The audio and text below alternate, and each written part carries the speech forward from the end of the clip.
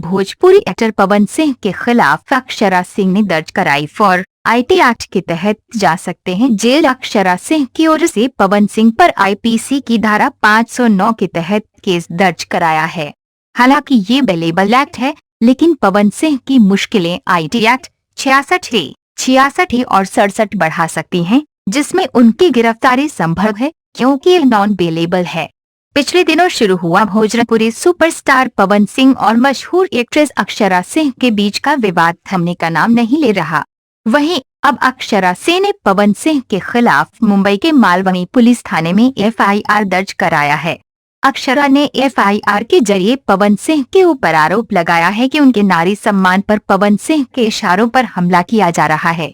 साथ ही Facebook, Instagram, YouTube जैसे social media platform से उन पर भद्दे कमेंट, आपत्तिजनक फोटो और वीडियो पोस्ट करने का आरोप लगाया है। अक्षरा सिंह की ओर से पवन सिंह पर आईपीसी की धारा 509 के तहत केस दर्ज कराया है। हालांकि ये बेलेबल एक्ट है, लेकिन पवन सिंह की मुश्किलें आईटी एक्ट 66, 66 और 67 बढ़ा